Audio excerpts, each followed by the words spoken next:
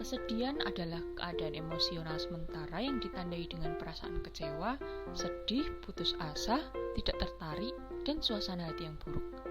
Beberapa hal yang biasanya menyebabkan manusia dirundung kesedihan yaitu ketika musibah datang, seperti kegagalan dalam melakukan sesuatu, kecelakaan, atau kematian.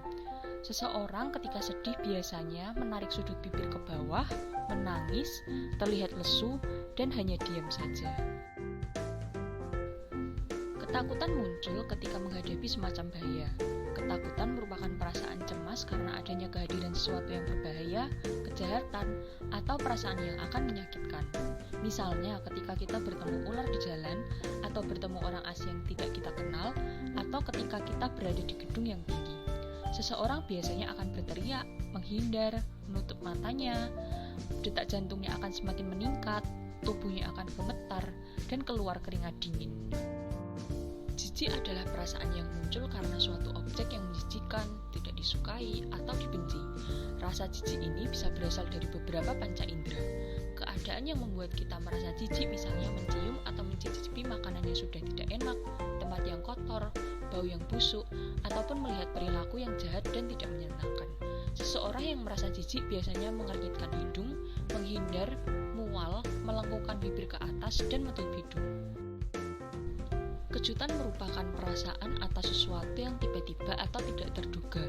Kejutan biasanya cukup singkat dan ditandai dengan respon kejutan fisiologi setelah sesuatu yang tidak terduga. Misalnya, ketika kamu mendapatkan kejutan ulang tahun atau temanmu yang mencoba menakut-nakutimu dengan mengagetkanmu. Biasanya orang yang terkejut akan mengangkat alis, melebarkan mata, membuka mulut, dan berteriak.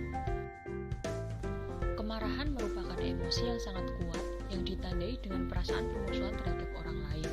Terjadi ketika ada perasaan ketidaksenangan terhadap sesuatu yang melukai, menganiaya, menentang, dan biasanya muncul dengan spontan serta ingin melawan penyebab perasaan ini. Misalnya, kamu marah terhadap temanmu yang memukulmu, atau adikmu yang membuat berantakan mainanmu. Ekspresi marah sangat banyak, namun umumnya seseorang akan mengernyitkan dahi, menatap mata dengan tajam, wajah memerah, cemberut, melotot, dan nada bicara yang naik. Jadi, apa emosi yang kamu rasakan saat ini?